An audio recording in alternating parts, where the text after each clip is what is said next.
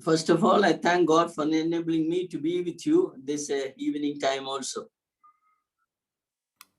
ഇന്ന് വൈകുന്നേരത്ത് പിന്നെയും ഒരുമിച്ചായിരിക്കാനായിട്ട് ദൈവം നൽകിയ നല്ല അവസരത്തിനായിട്ട് ദൈവത്തിന് സ്തോത്രം ചെയ്യും, നിങ്ങൾക്കുള്ള സ്നേഹം അറിയിക്കുകയും ചെയ്യുന്നു. Now we have come to the 7th class in this series of studies, and that is the last one that we are having. നമ്മുടെ ഈ പഠന പരമ്പരയുടെ 7ാമത്തെ ദിവസത്തേക്ക് നാം കടന്നു വന്നിരിക്കുകയാണ്. ഇത് ഈ പരമ്പരയുടെ അവസാന ദിവസവുമായിരിക്കുന്നു. Once again, I thank God for strengthening me and to share few things from this Psalm 23. ഒരിക്കൽ കൂടെ ഈ രീതിയിൽ ഈ 23-ാം സങ്കീർത്തനത്തിൽ ചില ആലോചനകൾ പങ്കുവയ്ക്കുവാനായി ദൈവം ബലപ്പെടുത്തിയത് ഓർത്ത് ദൈവത്തിന് നന്ദി പറയുകയാണ്. Don't think that we exhausted the study of the Psalm 23. Still there are so many truths are there within this psalm. നാം 23-ാം സങ്കീർത്തനത്തിലുള്ള പഠനം പൂർത്തീകരിച്ചു എന്ന് ഒരിക്കലും ചിന്തിക്കരുത്. അനേക സത്യങ്ങൾ ഇനി നമുക്ക് ചിന്തിക്കുവാനായിട്ടുണ്ട്. At this time, I take this opportunity to extend my sincere thanks to the brethren for inviting me to share this word to all of you. പ്രത്യേകിച്ച് ഈ സന്ദർഭത്തിൽ ഈ രീതിയിൽ ക്ലാസ്സുകൾ നമുക്ക് ഒരുമിച്ച് പഠിക്കുവാനായിട്ട് എന്നെ ഈ രീതിയിൽ ക്ഷണിച്ച സഹോദരങ്ങളോടുള്ള നന്ദിയും പ്രത്യേകം അറിയിക്കുന്നു. Today this started with the song. Really I enjoyed that song. It's beautifully narrating the loving Savior and comforting Savior. നാം പാടി ഇന്ന് ആരംഭിച്ച ഗാനം വളരെ മനോഹരമായ ഒരു ഗാനമാണ്. സ്നേഹസമ്പുഷ്ടനായ അതുപോലെ നമ്മെ കരുതുന്ന ഒരു നാഥൻ. That is really an exposition of Psalm 23. 23-ാം സങ്കീർത്തനത്തിന്റെ വലിയ ഒരു നിദർശനമായി അതിരിക്കുന്നു. I always think about the God's word is so wonderful. It is so deep if we go down into that. നാം തിരുവചനത്തിലേക്ക് ആഴത്തിൽ ഇറങ്ങിച്ചെന്നാൽ അത് എത്ര ആഴമുള്ളതാണ് എന്ന് എപ്പോഴും ഞാൻ ചിന്തിക്കാറുണ്ട്. One of the reason why I normally take the symbol which is normally known verses to show the people that it is so deep and we can go down into the scripture. ഞാൻ വളരെ പരിചിതമായ അല്ലെങ്കിൽ വളരെ ലളിതം എന്ന് നാം ചിന്തിക്കുന്ന ഭാഗങ്ങൾ വാക്യങ്ങൾ എടുത്ത് ചിന്തിക്കുന്നതിന് പ്രധാന കാരണം അതിന്റെ തിരുവചനത്തിന്റെ ആഴങ്ങളിലേക്ക് നമുക്ക് എത്രമാത്രം ഇറങ്ങിച്ചെല്ലുവാൻ കഴിയും എന്ന് കാണിക്കുവാനാണ്. And at the same time, I take normally the book of Revelation is my favorite subject. I take that in many places. അതേസമയം തന്നെ വെളിപ്പാട് പുസ്തകമാണ് എന്റെ ഏറ്റവും ഇഷ്ട വിഷയം. വിവിധ സ്ഥലങ്ങളിൽ അതിന്റെ ക്ലാസ്സും എടുക്കാറുണ്ട്. And that is considered as one of the most difficult things, isn't it? ഏറ്റവും കഠിനമായ വിഷയങ്ങളിലൊന്നായിട്ട് നാം അതിനെ കരുതാറുണ്ടല്ലോ. But I take around 7 to 8 classes to finish that. എന്നാൽ 7-8 ക്ലാസ് കൊണ്ട് അത് എടുത്ത് തീർക്കുവാനായിട്ട് കഴിയാറുണ്ട്. That means just superficially you can go and enjoy. Really you will enjoy by studying that. അതിനെ ഉപരിപ്ലവമായി ചുരുക്കമായി കാര്യങ്ങൾ പഠിച്ച് നമുക്കത് എൻജോയ് ചെയ്യുവാനായിട്ട് കഴിയും. At the same time, you can go deep down into the scripture to pick up the valuable truths from the Bible. എന്നാൽ തിരുവചനത്തിന്റെ ആഴങ്ങളിലേക്ക് ഇറങ്ങിച്ചെന്ന് അമൂല്യ സത്യങ്ങളെ നമുക്ക് പറക്കിയെടുക്കുവാനായി നമുക്ക് അതേസമയം തന്നെ കഴിയും. I want to share this to the younger generation. Don't think that it is only superficial. You can go deep down in the scripture and ponder upon it. God will reveal the wonderful truth to you. എനിക്ക് ഇളയ തലമുറയോട് അതാണ് പറയുവാനുള്ളത്. ഉപരിപ്ലവമായി സർഫസിൽ മാത്രം ഒതുങ്ങി നിങ്ങളുടെ പഠനം നിർത്താതെ ആഴങ്ങളിലേക്ക് ഇറങ്ങിച്ചെന്ന് അത്ഭുതങ്ങളെ നിങ്ങൾക്ക് കാണുവാൻ കഴിയണം. Both are all right. If a child goes to the seashore, the child enjoys the seashore, playing in the sand and all, isn't it? രണ്ടും നല്ല കാര്യമാണ്. ഒരു കുഞ്ഞു പൈതൽ കടൽക്കരയിലേക്ക് പോയി അവിടെ മണൽത്തരികളിൽ കളിക്കുന്നത് സന്തോഷകരമായ കാര്യമല്ലേ? Whereas a scientist, if he looks in the sea and the sands and the waves, he thinks in a very different way. എന്നാൽ ഒരു ശാസ്ത്രജ്ഞൻ ആ കടലിലേക്കും അതിന്റെ ആഴങ്ങളിലേക്കും അതിലെ തിരമാലകളിലേക്കും ഒക്കെ നോക്കുമ്പോൾ വളരെ വ്യത്യസ്തമായിട്ടാണ് അവൻ അതിനെ കാണുന്നത്. Basically, I was a marine science person, a research person. So I did a lot of research in the sea area. That's why I given the example. I know the depth of the sea and the sands and the waves and all. Priya uncle marine science ആണ് പഠിപ്പിച്ചിരുന്നതും അതുപോലെ research ചെയ്തതും, അതുകൊണ്ട് അതിന്റെ ആഴങ്ങളിലെ വലിയ സത്യങ്ങൾ അങ്കിളിന് അറിയാവുന്നതാണ്. So that's why I told you God's word is like that. If you want, you can dig deep into that and you can enjoy the beauty of it. അതുകൊണ്ടാണ് അതേ ഉദാഹരണം കൊണ്ട് പറഞ്ഞത്, തിരുവചനം വളരെ ആഴമുള്ളതാണ്. നാം ആഴങ്ങളിലേക്ക് ഇറങ്ങി ചെല്ലുന്നുവെങ്കിൽ അതിന്റെ മനോഹരത നമുക്ക് കാണുവാൻ കഴിയും. Okay, let us read the verse, Psalm 23 verse 4 to 6 we will read today. ഇന്ന് നമുക്ക് 23-ാം സങ്കീർത്തനത്തിന്റെ 4 മുതൽ 6 വരെയുള്ള വാക്യങ്ങൾ ഒന്ന് ശ്രദ്ധിക്കാം. Psalm 23 4 മുതൽ 6 വരെയുള്ള വാക്യങ്ങൾ. കൂരിരുൾ താഴ്വരയിൽ കൂടി നടന്നാലും ഞാൻ ഒരനർത്ഥവും ഭയപ്പെടുകയില്ല. നീ എന്നോടുകൂടെ ഇരിക്കുന്നുവല്ലോ, നിന്റെ വടിയും കോലും എന്നെ ആശ്വസിപ്പിക്കുന്നു. എൻ്റെ ശത്രുക്കൾ കാണുക നീ എനിക്ക് വിരുന്നൊരുക്കുന്നു. എൻ്റെ തലയെ എണ്ണ കൊണ്ട് അഭിഷേകം ചെയ്യുന്നു. എൻ്റെ പാനപാത്രം നിറഞ്ഞ് കവിയുന്നു. നന്മയും കരുണയും എൻ്റെ ആയുഷ്കാലം ഒക്കെയും എന്നെ പിന്തുടരും. ഞാൻ യഹോവയുടെ ആലയത്തിൽ ദീർഘകാലം വസിക്കും. Okay. May the Lord bless the reading of the scriptural portion. ആ തിരുവചനത്തിന്റെ വായനയെ നമുക്ക് ദൈവം അനുഗ്രഹിച്ചു നൽകുമാറാകട്ടെ. So the timing, it's the Indian time is 9:30. What is the time mentioned? 9 o'clock you mentioned. 10:30. 10:30. Okay, I will just finish within that time. All right. Now, look at this verse says that, thou prepare as a table before me in the presence of my enemy. That is our portion, that today's meditation. നമുക്ക് ഇന്ന് ചിന്തിക്കുവാനുള്ള ഭാഗം 5-ാം വാക്യത്തിന്റെ ആദ്യ ഭാഗത്ത് കാണുന്നതാണ്. എൻ്റെ ശത്രുക്കൾ കാണുക നീ എനിക്ക് വിരുന്നൊരുക്കുന്നു. Now, verse 4 to 6, it is a conversation between the sheep and the shepherd. 4 മുതൽ 6 വരെയുള്ള വാക്യങ്ങൾ ആടും ഇടയനുമായുള്ള ഒരു സംഭാഷണമാണ്. It's very clearly mentioned, I, thou, and all usage very clearly. It is a conversation of the sheep to the shepherd, how he cares for him. പ്രത്യേക പദപ്രയോഗങ്ങൾ ഞാൻ, നീ എന്നുള്ള നിലയിൽ വളരെ വ്യക്തമായി അതിൽ രേഖപ്പെടുത്തിയിരിക്കുന്നത് കൊണ്ട് നമുക്ക് മനസ്സിലാക്കുവാൻ കഴിയും. ആടും ഇടയനും തമ്മിലുള്ള ഒരു സംഭാഷണമായി അതിരിക്കുന്നു. Now, thou prepare as a table before me in the presence of my enemies. എൻ്റെ ശത്രുക്കൾ കാണുക എനിക്ക് ഒരു വിരുന്നൊരുക്കുന്നു, അല്ലെങ്കിൽ മേശ ഒരുക്കുന്നു. Actually, when I was reading all this, I thought it's really our dining table and all. That is how it is prepared. But really, for a sheep, it is not that. ഞാൻ ഇത് പഠിച്ചപ്പോഴും ആദ്യം ചിന്തിച്ചപ്പോഴും കരുതിയത് നമ്മുടെ ഊണുമേശ പോലെയുള്ള ഒരു ഒരുക്കത്തെ കുറിച്ചാണ് ഇവിടെ പറയുന്നത് എന്നാണ്. എന്നാൽ ഒരാടിനെ സംബന്ധിച്ചിടത്തോളം അത്തരത്തിലൊരു തീന്മേശയൊന്നും അവരുടെ ജീവിതത്തിലില്ല.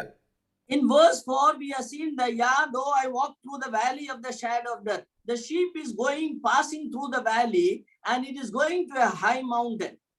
നാം 4-ാം വാക്യത്തിൽ കൂരിരുൾ താഴ്വരയിൽ കൂടി അഥവാ മരണത്തിന്റെ താഴ്വരയിൽ കൂടി കടക്കുന്ന അനുഭവത്തെ കുറിച്ച് നാം പഠിച്ചപ്പോൾ മനസ്സിലാക്കിയത്, ഉയരങ്ങളിലേക്ക് കയറി ചെല്ലുമ്പോൾ അവ താഴ്വരയുടെ അനുഭവത്തിൽ കൂടി പോകുന്നു. It is only through the valleys it can reach to the top of the mountain. താഴ്വരകളിൽ കൂടി മാത്രമേ അവയ്ക്ക് ഈ പർവ്വതങ്ങളുടെ ഉന്നതങ്ങളിലേക്ക് ചെല്ലുവാൻ കഴിയുകയുള്ളൂ. As I have brought your attention, during the summer season, the shepherd takes the sheep to a far place. ഞാൻ അന്ന് പറഞ്ഞതുപോലെ വേനൽക്കാലത്ത് ഇടയൻ ആടുകളെ ദീർഘദൂരം സഞ്ചരിച്ച് അത്തരത്തിലുള്ള സ്ഥലങ്ങളിലേക്ക് കൊണ്ടുപോകുന്നു. Especially they take to the higher mountain so that the climate is very favorable, food is plenty, and the sheep and the shepherd can enjoy that atmosphere. പ്രത്യേകിച്ച് അത്തരം കാലാവസ്ഥയിൽ ആടിനെ ഇടയൻ മലയുടെ മുകളിലേക്ക് കൊണ്ടുപോകുന്നു. കാരണം അവിടെ കാലാവസ്ഥ നല്ലതാണ്, തണുപ്പിന്റെ അവസ്ഥയുണ്ട്, തന്നെയുമല്ല ആഹാരം ധാരാളമായി ലഭിക്കുകയും അവയ്ക്ക് പോഷണം ലഭിക്കുകയും ചെയ്യുന്നു. And one is very important thing, that before taking the sheep to the top of the mountain, the shepherd himself will go there and prepare the ground for the sheep. ഒരു കാര്യം നാം ശ്രദ്ധിക്കേണ്ടത്, ആടിനെ അത്തരത്തിൽ ഉയരങ്ങളിലേക്ക് കൊണ്ടുപോകുന്നതിന് മുൻപേ ഇടയൻ അവിടേക്ക് കടന്നുപോയി ആ സ്ഥലമൊക്കെ നന്നായി ഒരുക്കുന്ന ഒരു അനുഭവമുണ്ട്. He will not take to a place where he had not seen or he has not prepared. താൻ ഒരിക്കലും കണ്ടിട്ടില്ലാത്തതും താൻ ഒരുക്കിയിട്ടില്ലാത്തതുമായ ഒരു സ്ഥലത്തേക്ക് ആടുമായി ഇടയൻ പോവുകയില്ല. The word here is that prepare as a table. It is actually a table, which is a Spanish word, is mesa. That is the Spanish word for mesa. Table is mesa. ഈ ഭാഗത്ത് അവിടെ മേശ ഒരുക്കുന്നു അഥവാ എന്നാ പറയുന്നത് Spanish ഭാഷയിൽ മേശ എന്ന വാക്ക് പ്രയോഗിച്ചിരിക്കുന്ന തരത്തിലുള്ള ഒരു പ്രയോഗമാണ്. Probably in Indian language, we in Malayalam and all Indian language, we have the same mesa. That is the word. Probably it is originated from Spanish language. Spanish ഭാഷയിൽ നിന്ന് വന്ന ഒരു പ്രയോഗമാണ് ഈ മേശ എന്നുള്ളത്. ഊണുമേശയെ കുറിക്കുന്ന മേശ എന്നൊരു പ്രയോഗം. Actually, that mesa means is an elevated mountain where the top is very flat. നാം ആ മേശ എന്ന വാക്കുകൊണ്ട് അർത്ഥമാക്കുന്നത് ഉയരമുള്ള ഒരു പ്രതലം, പീഠഭൂമി എന്ന് മലയാളത്തിൽ പറയുന്ന തരത്തിലുള്ള ഒരു അനുഭവമാണ്. It is a high mountain, but at the top of that is absolutely flat. It is. ഉയരമുള്ള ഒരു പർവ്വതമാണ്, എന്നാൽ അതിന്റെ മുകൾ ഭാഗം വളരെ നേരെ പരന്നിരിക്കുന്ന സ്ഥലമായിരിക്കും. In Maharashtra, we have, you can come, it's a tourist center, Mahabaleshwar. It's a place called Mahabaleshwar. മഹാരാഷ്ട്രയിൽ മഹാബലേശ്വർ എന്നൊരു സ്ഥലത്ത് ഇത്തരത്തിലുള്ള ഒരു പ്രത്യേകതയുണ്ട്. പീഠഭൂമി എന്ന് പറയുന്ന തരത്തിലുള്ള ഉയരമുള്ള സ്ഥലം. It is one of the biggest table mount. It is called Table Mount. It is like a table. It's the biggest table mount in Asia. ഏഷ്യയിലെ ഏറ്റവും വലിയ പീഠഭൂമിയായിട്ട് അതിരിക്കുന്നു. ഒരു മലയുടെ മുകളിലുള്ള പരന്ന സ്ഥലം, മേശ പോലെയുള്ള സ്ഥലം. And it is believed that is more than 4 or 5 square kilometers area. So many grassland, everything is there at the top of the mountain. ഏതാണ്ട് 4-5 സ്ക്വയർ കിലോമീറ്റർ ഏരിയ ഈ മുകളിലുള്ള പരന്ന സ്ഥലം, നിരപ്പായ സ്ഥലത്തിനുണ്ട്. നല്ല പുൽത്തകിടിയുള്ള സ്ഥലമാണിത്. One of the largest or biggest table mount in the world is near Cape Town in South Africa. South ആഫ്രിക്കയിൽ Cape ടൗണിനടുത്താണ് ഇത്തരത്തിലുള്ള ഏറ്റവും ഉയർന്ന ഒരു പ്രദേശം അഥവാ പീഠഭൂമിയായിട്ട് ലോകത്തിലുള്ളത്. So these table mounts are mainly used by the shepherds to feed the sheep. ഇത്തരത്തിലുള്ള പ്രതലങ്ങൾ ആടിന് തീറ്റ കൊടുക്കുവാനായി ഇടയന്മാർ എപ്പോഴും ഉപയോഗിക്കുന്നതാണ്. That is generally called as mesha in a shepherding language. ഈ ഇടയന്മാരുടെ ഭാഷയിൽ മേശ എന്ന വാക്കുകൊണ്ട് അവർ അർത്ഥമാക്കുന്നത് ഇത്തരത്തിലുള്ള സ്ഥലങ്ങളെയാണ്. Before taking the sheep to that place, the shepherd will go there and he prepares the ground and he will see whether sufficient grass is there to feed the sheep. അത്തരത്തിലൊരു സ്ഥലത്തേക്ക് ആടുമായി പോകുന്നതിന് മുൻപ് ഇടയൻ അവിടെ അതിനു മുൻപ് പോയി കടന്നു ചെന്ന് അവിടെ ആവശ്യത്തിന് പുല്ലുണ്ടോ സൗകര്യങ്ങളൊക്കെ ഉണ്ടോ എന്ന് ഉറപ്പുവരുത്താറുണ്ട്. And he will clean all the water pools where the water is dirty. If it is dirty, he will clean it and make it very clean. ആ ഭാഗത്തേക്ക് കടന്നു ചെന്ന് അവിടെ വൃത്തിയാക്കാനുള്ള സ്ഥലങ്ങളും അതുപോലെ വെള്ളം കെട്ടിക്കിടക്കുന്നതും ഒക്കെ വൃത്തിയാക്കി നല്ലതായിട്ട് ആ സ്ഥലം ഒരുക്കുന്നത് കാണാം. Maybe 1 or 2 months he may have to stay there, so he will see where he can make his camp and where he can stay. ഈ ആടുമായി അവിടേക്ക് ചെന്നാൽ ഒരു 1, 2, 3 മാസം ഒരു പക്ഷേ അവിടെ താമസിക്കേണ്ടി വരുന്നത് കൊണ്ട് തന്റെ ടെന്റ് കെട്ടുവാനുള്ള സ്ഥലം ഉൾപ്പെടെ കൂടാരം അടിക്കുവാനുള്ള സ്ഥലം ഉൾപ്പെടെയുള്ള കാര്യങ്ങളും ക്രമീകരിക്കുന്നു. Before bringing the sheep, he makes sure that sufficient grass should grow, and he may sometimes bring some seeds to grow the grass. ഈ ആടിനെ അവിടേക്ക് കൊണ്ടുവരുന്നതിന് മുൻപ് ആടിന് ആവശ്യമായ പുല്ല് അവിടെ ഉണ്ട് എന്ന് ഉറപ്പുവരുത്തുവാനായി താൻ അവിടെ പരിശോധിക്കുകയും ആ പുല്ല് അത്തരത്തിൽ വളരുവാൻ അനുവദിക്കുകയും ഒരുപക്ഷെ അത്തരത്തിലുള്ള വിത്തുകൾ പോലും അവിടെ ഇടുവാനുള്ള സാധ്യതകളുണ്ട്. It's called a leguminous plant. We in Malayalam payar, that is normally he brings that and then he keeps that in the land so that it can grow and it will be very nutritious for the sheep. പയർ വർഗത്തിലുള്ള ചില ചെടികൾ, വേഗത്തിൽ വളരുന്ന ചില ചെടികളെ അത്തരത്തിൽ വിത്തിട്ട് കിളിർപ്പിച്ച് അവ ആടിന് നല്ല പോഷകം മൂല്യമുള്ള വസ്തുക്കളായി അവയെ വളർത്തിക്കൊണ്ടുവരും.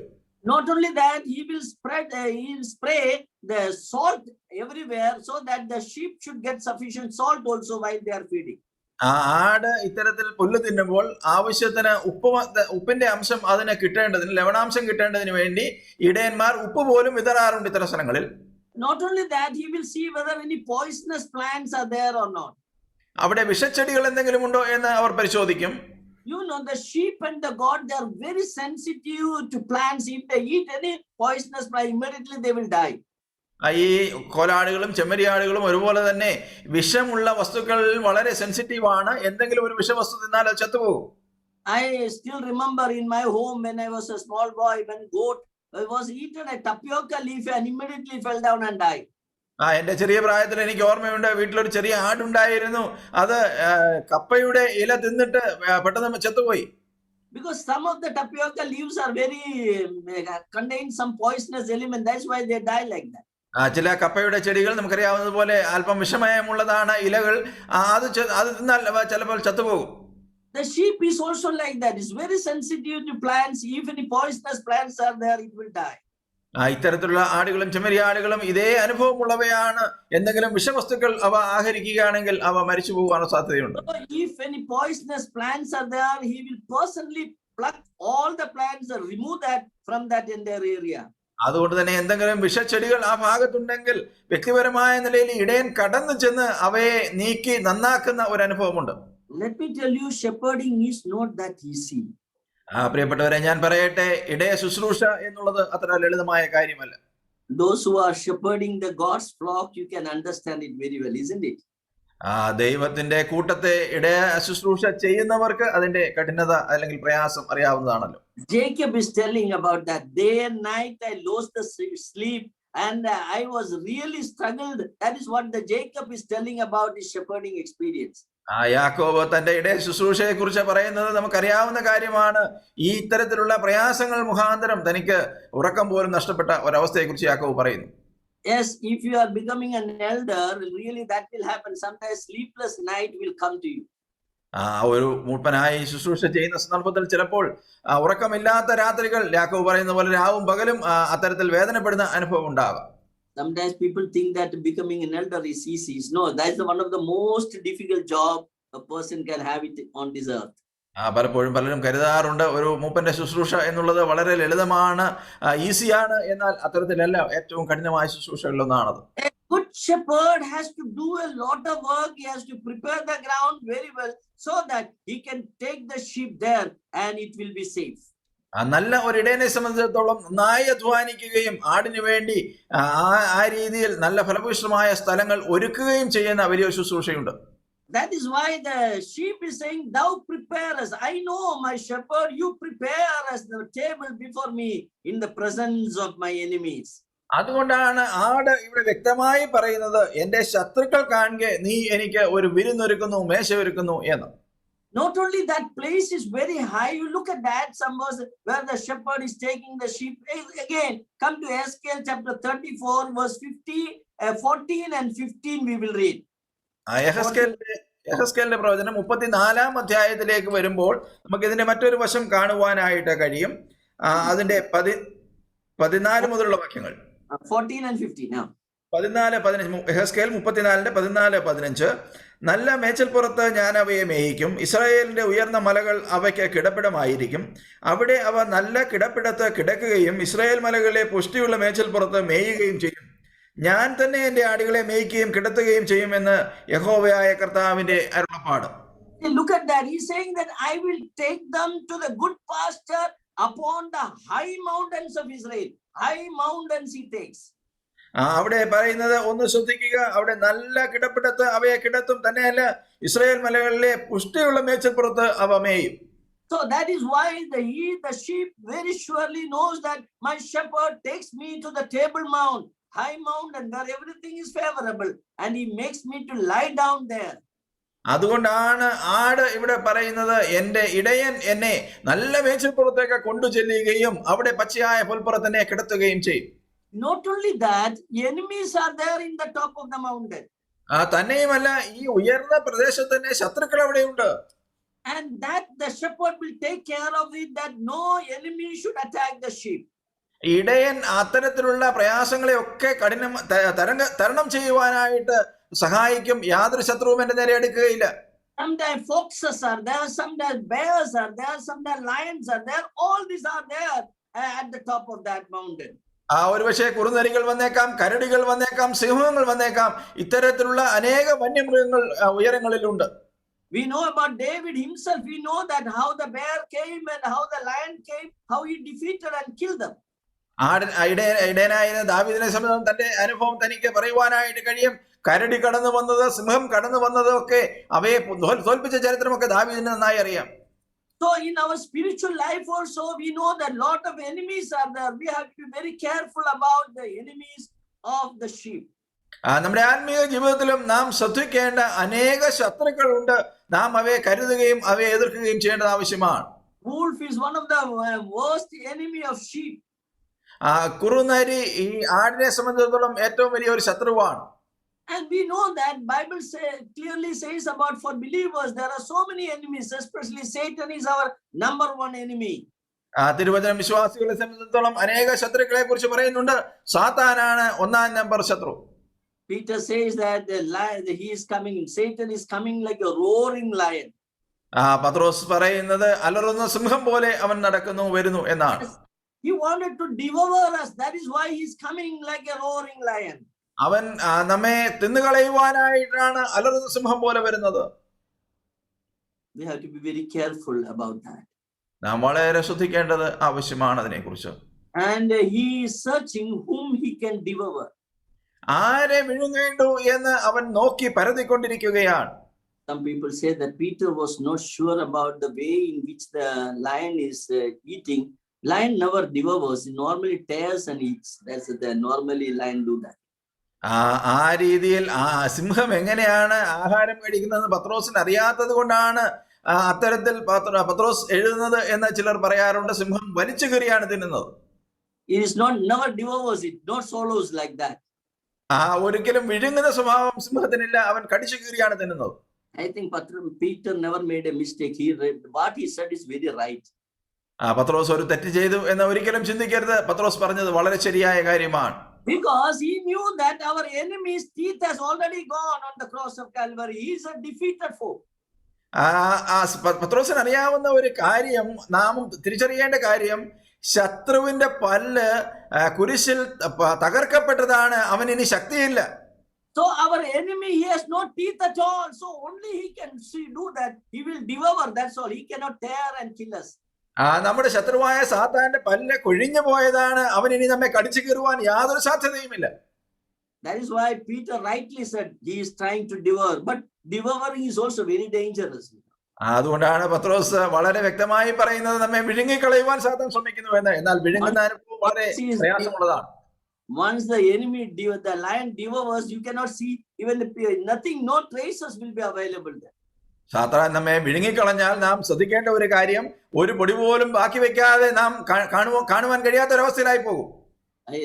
Jokingly, I don't have much time to illustrate, but I remember one incident. Whenever I think about it, I was an exam duties we used to do in the universities. അധികം സമയമില്ലെങ്കിൽ ഒരു ഉദാഹരണം പറയേണ്ടിയിരിക്കുന്നു. ഞാൻ ഒരിക്കൽ പരീക്ഷയ്ക്ക് ഒരു എക്സാമിനറായി പോവുകയായിരുന്നു യൂണിവേഴ്സിറ്റിയിൽ. Every time, 3 hours we have to do. The only hobby is that to catch those who are copywriting. That's what our entertainment at that time. ഒരു 3 മണിക്കൂർ വേറെ ഒന്നും ചെയ്യാനൊക്കത്തില്ല, അവിടെ പോയി അത് ചെയ്തേ പറ്റുകയുള്ളൂ. പിന്നെ ആകെ കിട്ടുന്ന ഒരു രസം എന്നുള്ളത് കോപ്പി അടിക്കുന്നവരെ പിടിക്കുക എന്നുള്ളതാണ്. So I was very particular to catch hold of the people, those who are copying. Copy അടിക്കുന്നവരെ പിടിക്കുന്നതിൽ വളരെ ഞാൻ ശ്രദ്ധ ചെലുത്താറുണ്ട്. And children are very smart, they know how to hide and how to do the copies and all. ഈ കുട്ടികൾ വളരെ സമർത്ഥരാണ്, അതെങ്ങനെ ഒളിച്ചു വെക്കണം, എങ്ങനെ കോപ്പി അടിക്കണം എന്നൊക്കെ അവർക്കറിയാം. One day I caught a boy who was copying. ഒരു കുട്ടിയെ ഒരു ദിവസം ഞാൻ പിടിച്ചു അത്തരത്തിൽ.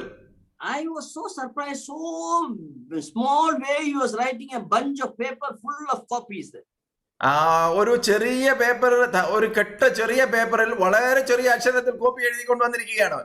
That time is sufficient for him to study, but instead of that he is copying. He wanted to copy. പഠിക്കുവാൻ ആ സമയം ധാരാളമായിരുന്നു, എന്നാൽ പഠിക്കുന്നതിന് പകരം അവൻ copy എഴുതുകയായിരുന്നു. And so I caught him.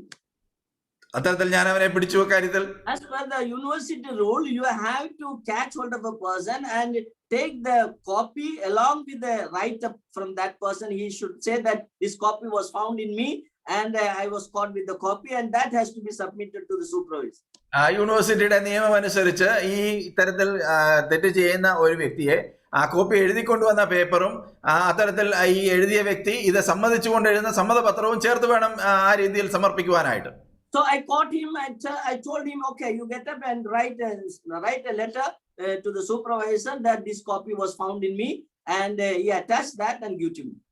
ആ രീതിയിൽ ഞാൻ അവനോട് പറഞ്ഞു, നീ എഴുന്നേൽക്കുക, നീ അത്തരത്തിൽ ഈ കോപ്പി പേപ്പർ എന്റെ കയ്യിൽ നിന്ന് കിട്ടിയതാണ് എന്ന ഒരു സമ്മതപത്രം എഴുതി എനിക്ക് തരുവാനായിട്ട് അവനോട് പറഞ്ഞു. So he was about to write. He showed that he was about to write. അവൻ ഏതാണ്ട് എഴുതുന്നത് പോലെയൊക്കെ ഭാവിച്ചു. And all of a sudden he swallowed the whole copy inside. He swallowed it. ഈ കോപ്പി എഴുതിക്കൊണ്ടുവന്ന പേപ്പർ എല്ലാം കൂടെ ഒരു നിമിഷം കൊണ്ട് അവൻ വിഴുങ്ങിക്കളഞ്ഞു. I don't have any evidence to show that he has copied it, അവൻ കോപ്പി അടിക്കുന്നതിന് യാതൊരു തെളിവും ഇപ്പോൾ എന്റെ കയ്യിൽ ബാക്കിയില്ല. Sometimes I feel that Satan is also doing like, sometimes he swallow us, so there's no evidence for that. That person never remained. ഞാൻ പലപ്പോഴും ചിന്തിക്കാറുണ്ട്, സാത്താനും ഇതുപോലെയാണ് ചെയ്യുന്നത്. അവൻ നമ്മെ വിഴുങ്ങിക്കളയും, യാതൊരു തെളിവും അവശേഷിപ്പിക്കാത്ത രീതിയിൽ തന്നെ. Some people are very active, very involved in the spiritual work. All of a sudden they disappear. പലരും ആത്മീക ശുശ്രൂഷയിൽ വളരെ പ്രാഗൽഭ്യത്തോടെ അല്ലെങ്കിൽ വളരെ എരിവോടെ നിൽക്കുന്ന ചിലര് അപ്രത്യക്ഷമാകുന്ന ഒരു അനുഭവം. So we have to be very careful about our enemy. Enemy is there, and by our master, he is always with us, and he takes care of it. അതുകൊണ്ട് നമ്മുടെ ശത്രുവിനെ കുറിച്ച് നാം വളരെ സൂക്ഷിക്കേണ്ടിയിരിക്കുന്നു. നമ്മുടെ അരുമനാഥൻ നമ്മോട് ചേർന്നിരിക്കുന്നു, അത് നാം കരുതുകയും പിടിക്കുകയും ചെയ്യണം. One day Lord Jesus Christ told to Peter, Simon, the Satan is asking me to shift you like a chaff. ഒരിക്കൽ കർത്താവായ യേശു ക്രിസ്തു പത്രോസിനോട് പറഞ്ഞതാണ്, ശിമോനെ ശിമോനെ, നിന്നെ പാറ്റിക്കളയുവാനായി ശത്രു സാത്താൻ എന്നോട് അനുവാദം ചോദിച്ചു എന്ന്.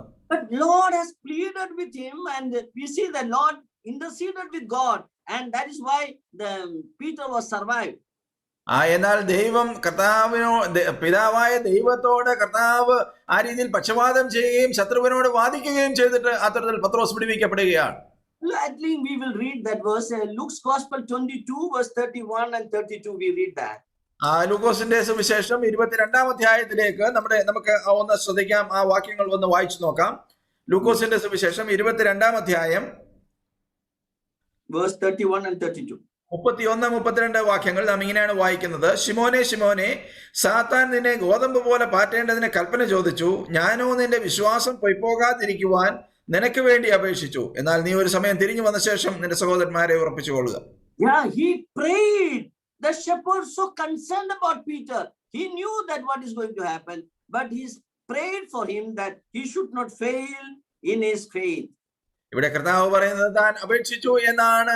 ഒരു ഇടയൻ തന്റെ ആടിനെ കുറിച്ച് എത്രമാത്രം കരുതലുള്ളവനായിരിക്കുന്നു എന്നുള്ളത് നമുക്ക് ഇവിടെ കാണുവാനായിട്ട് കഴിയും. കർത്താവ് നമുക്ക് വേണ്ടി പ്രാർത്ഥിക്കുന്നു. So our shepherd, he takes care of us in the midst of the enemies. നമ്മുടെ ഇടയൻ ശത്രുക്കളുടെ മധ്യേ നമുക്ക് വേണ്ടി കരുതുന്നവനാണ്, നമ്മെ കരുതുകയും സൂക്ഷിക്കുകയും ചെയ്യുന്നവനാണ്. We know that when we are going to the higher levels, we have to be very careful. നാം ശ്രദ്ധിക്കേണ്ട വലിയ ഒരു കാര്യം, നാം ഉന്നതങ്ങളിലേക്ക് കയറി ചെല്ലുമ്പോൾ നാം വളരെ സൂക്ഷ്മതയോടെ കാര്യങ്ങൾ ചെയ്യണം. And the Satan is always attacking when the higher level when we reach. നാം ഉന്നതങ്ങളിലേക്ക് കയറി ചെല്ലുമ്പോൾ സാത്താൻ നമ്മെ ആക്രമിക്കുവാനുള്ള വലിയ സാധ്യതകളുണ്ട്. You look at the Lord Jesus Christ. He tempted Lord Jesus Christ. കർത്താവായ യേശു ക്രിസ്തുവിനെ ശ്രദ്ധിക്കുക. സാത്താൻ കടന്നു വന്ന കർത്താവിനെ പരീക്ഷിക്കുന്നു. Yeah, you look at that. He took him on the pinnacle of the temple. അവൻ അവിടെ ആലയത്തിന്റെ ഉയരങ്ങളിലേക്ക് ഗോപുരത്തിലേക്ക് കടത്തിക്കൊണ്ടു പോവുകയാണ് കർത്താവിനെ. He said, you jump down from the pinnacle of the temple. കർത്താവിനോട് പറയുന്നത് ഇവിടെ നിന്ന് താഴേക്ക് ചാടുക എന്നാണ്. Satan sometimes you take us to the highest spiritual experiences at the pinnacle of the temple. Sometimes Satan will take. ഒരു പക്ഷേ സാത്താൻ നമ്മെ ഈ ആലയത്തിന്റെ ഉന്നതങ്ങളിലേക്ക് കടത്തിക്കൊണ്ട് ചെല്ലുവാനുള്ള വലിയ സാധ്യതകളുണ്ട് അത്തരത്തിൽ. When we are growing spiritually more and more, we have to be very careful. Satan will tempt and will make us to fall. നാം ആത്മീയമായി വളർന്നുകൊണ്ടിരിക്കുമ്പോൾ ഉയരങ്ങളിലേക്ക് കയറി ചെല്ലുമ്പോൾ നാം വളരെ ശ്രദ്ധിക്കണം. നമ്മെ വീഴ്ത്തി കളയുവാൻ, നമ്മെ തള്ളിയിടുവാൻ സാത്താൻ നമ്മുടെ കൂടെ വരും. Secondly, we see that he took him upon the top of the mountain. രണ്ടാമത് കർത്താവിനെ അവൻ മലമുകളിലേക്ക് കൂട്ടിക്കൊണ്ടു പോകുന്നു. And he showed all the glories of the world. ഈ ലോകത്തിന്റെ സർവ്വമഹത്വവും കർത്താവിന് അവൻ കാട്ടിക്കൊടുക്കുന്നു. And told him that you just to worship me, I will give you all.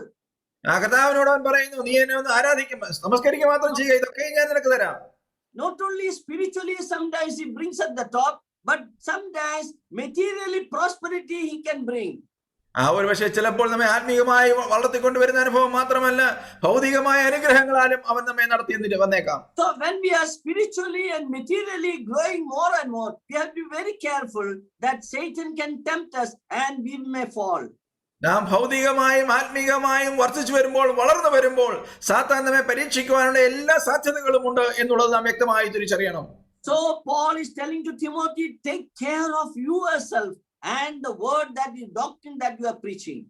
അതുകൊണ്ടാണ് പൗലോസ് തിമോഥെയോസിന് എഴുതുന്നത്, നിന്നെ തന്നെയും നിന്നെ പഠിപ്പിച്ച നിന്നിലുള്ള ഉപദേശത്തെയും നീ സൂക്ഷിച്ചുകൊള്ളുക എന്ന്. So when we are preaching, we have to be understand that the what we are preaching should be applicable in our life.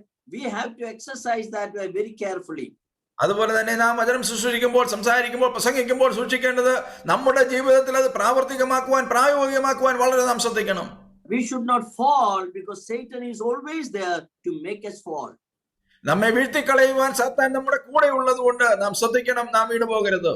The sheep is saying, my shepherd, he prepares the table before me in the presence of my enemies. ഇടയനോട് ആട് ഇവിടെ പറയുന്നത്, എന്റെ ശത്രുക്കൾ കാണുകെ നീ എനിക്ക് വിരുന്നൊരുക്കുന്നു. Not only that, thou anointest my head with oil. അത് മാത്രമല്ല, എന്റെ തലയെ എണ്ണ കൊണ്ട് അഭിഷേകം ചെയ്യുന്നു. Yes, we have seen about that in the previous verses where he maketh me to lie down in green pasture. I told you the use of oil there. നാം നേരത്തെ ആ പച്ചയായ പുൽപ്പുറത്ത് കിടക്കുന്ന അനുഭവത്തെക്കുറിച്ച് ചിന്തിച്ചപ്പോൾ ഒരു ആടിനെ സംബന്ധിച്ചോളം എണ്ണ അല്ലെങ്കിൽ തൈലം എങ്ങനെ ഉപയോഗിക്കുന്നു എന്ന് നാം ചിന്തിക്കുകയുണ്ടായി. So the sheep at the top of the mountain during the summer season, they are there. ഈ വേനൽക്കാലത്താണ് ഈ ഉയരങ്ങളിൽ പർവ്വതങ്ങളുടെ അനുഭവങ്ങളിലേക്ക് ആടുമായി ഇടയൻ ചെല്ലുന്നത്. Golden summer, very exciting experience for the sheep and the shepherd. ആടിനെ സംബന്ധിച്ചോളം ഈ വേനൽക്കാല അനുഭവം വളരെ രസകരമായ സന്തോഷകരമായ സന്ദർഭങ്ങളാണ്. But it is in this summer season, the golden summer, the flies are so many flies used to come.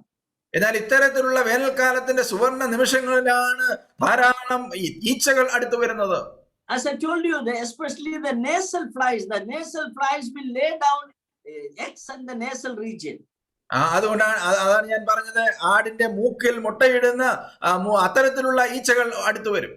Just not the laying down, that egg is growing there, it can affect the brain also. If the entire life cycle of the fly is taking place on the head of this sheep. ആടിന്റെ മൂക്കിൽ അത്തരത്തിലുള്ള ഈച്ചകൾ മുട്ടയിടുന്നു എന്ന് മാത്രമല്ല, അവിടെ നിന്ന് വളർന്ന് വിരകളാവുകയും അതിന്റെ പൂർണ്ണ വളർച്ച എത്തുന്നവരെ ആടിന്റെ തലയിൽ തന്നെ അവ ഇരിക്കുകയും ചെയ്യും. It irritates the sheep very much. ആടിനെ വളരെ അസുഖകരമായ അവസ്ഥയിൽ നടത്തും. In that condition, a sheep cannot lie down on a green pasture. അത്തരത്തിലുള്ള ഒരു അനുഭവത്തിൽ ആടിനെ പച്ചപ്പുൽപ്പുറത്ത് സ്വസ്ഥമായി കിടക്കുവാൻ കഴിയുകയില്ല. So whenever we are enjoying the spiritual things, in the midst of the spiritual thing, some flies comes and disturbs our spiritual life. നമ്മുടെ ആത്മീയ ജീവിതത്തിൽ നാം സന്തോഷമായിരിക്കുമ്പോൾ, ആത്മീയ ജീവിതത്തെ നാം ആസ്വദിച്ചുകൊണ്ടിരിക്കുമ്പോൾ ചില ഈച്ചകൾ വന്ന് മുട്ടയിടുവാനുള്ള സാധ്യതകളുണ്ട്. Isn't it so many times, so many flies have come in our life like that? നമ്മുടെ ജീവിതത്തിലും ഇത് സത്യമല്ലേ? ധാരാളം ഈച്ചകൾ അത്തരത്തിൽ വന്ന് ശല്യപ്പെടുത്താറില്ലേ നമ്മെ? You look at the example of the people of Israel. Israel ജനത്തിന്റെ ഉദാഹരണം ഒന്ന് ശ്രദ്ധിച്ചു നോക്കുക. They got victory in Jericho. യെരിഹോവിൽ അവർക്ക് വിജയമുണ്ടായി. Really remarkable victory. They were enjoying how God has given victory in Jericho. വളരെ അനുഗ്രഹകരമായ വളരെ മനോഹരമായ ഒരു വിജയമാണ് യെരിഹോവിൽ അവർക്ക് ലഭിച്ചത്.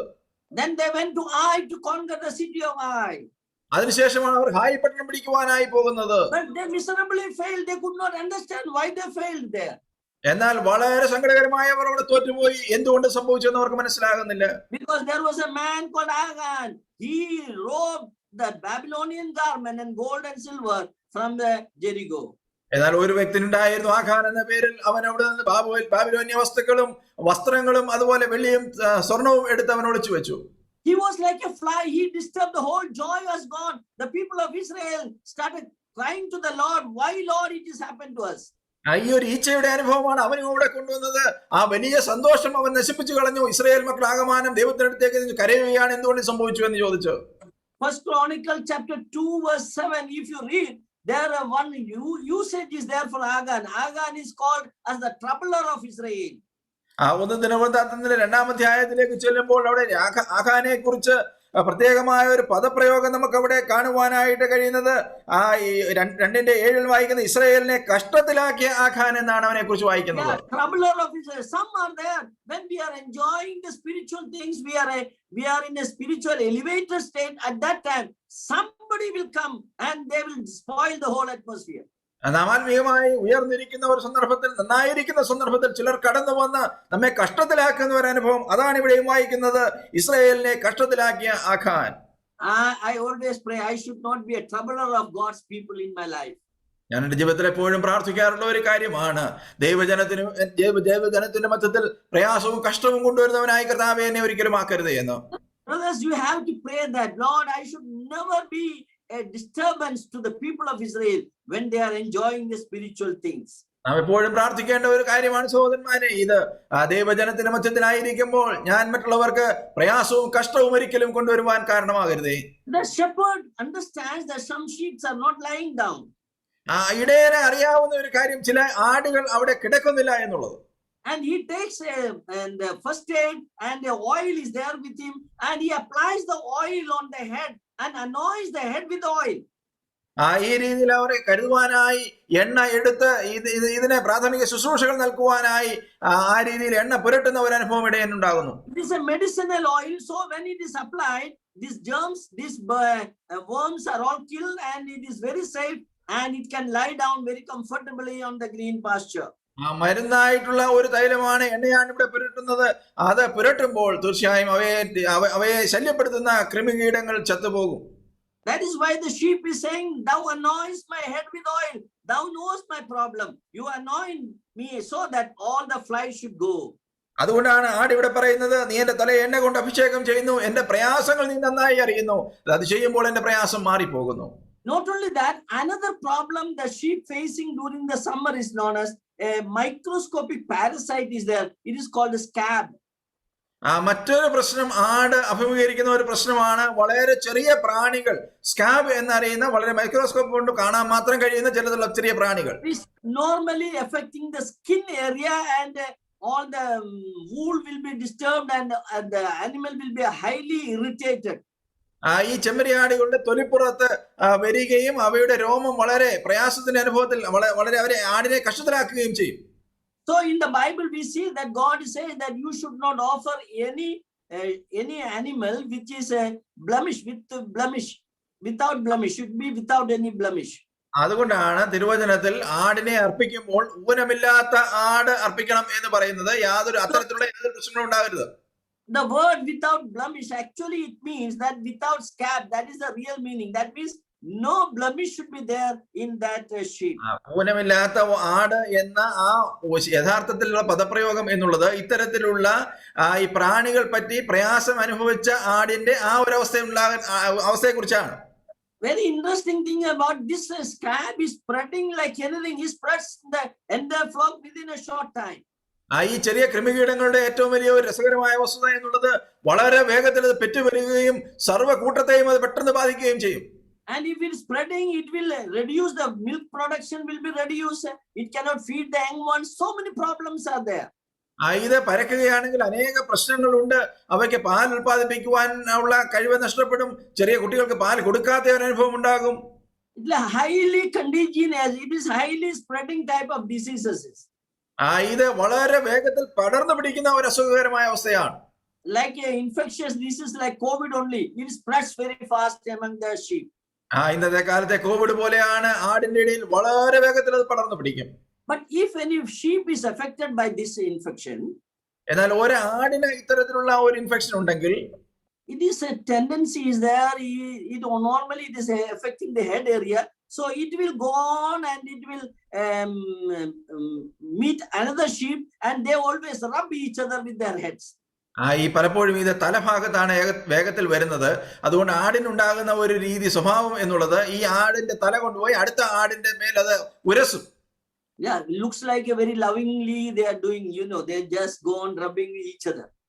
വളരെ സന്തോഷത്തോടെ വളരെ സ്നേഹത്തോടെ അന്യോന്യം ഉരുമുകയാണ് എന്ന് നമുക്ക് തോന്നുന്ന രീതിയിലാണ് അവർ പോകുന്നത്.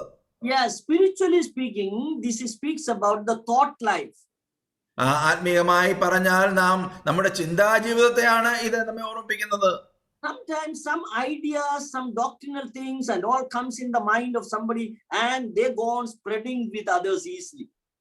ചിലരുടെ അവരുടെ ബുദ്ധിയിലേക്ക് ചില ചിന്തകൾ വരും, ചില ഉപദേശ വിഷയങ്ങൾ വരും. ഇതൊക്കെ പോയി മറ്റുള്ളവരുമായി പങ്കുവയ്ക്കുവാനും ഉത്സാഹിക്കും.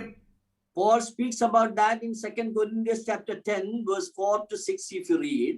2 കൊരിന്ത്യർ 10-ാം അധ്യായത്തിലേക്ക് വരുമ്പോൾ നമുക്ക് അവിടെ പൗലോസ് അതിനെക്കുറിച്ച് പറയുന്നത് വളരെ വ്യക്തമായി കാണുവാനായിട്ട് കഴിയും. He says that I want to capture every thought that is coming in me and I want to see that it is obedient to Christ.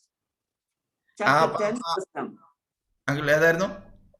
Chapter 10 verse 4. You can read 4, 5 and 6 is there. 2 കൊരിന്ത്യർ 10:4, 5, 6 വാക്യങ്ങൾ നാം ശ്രദ്ധിച്ചാൽ നമുക്ക് കാണുവാനായിട്ട് കഴിയുന്നത്, ഞങ്ങളുടെ പോരിന്റെ ആയുധങ്ങളോ ജഡീകങ്ങളല്ല, കോട്ടകളെ ഇടിക്കുവാൻ ദൈവസന്നിധിയിൽ ശക്തിയുള്ളവ തന്നെ.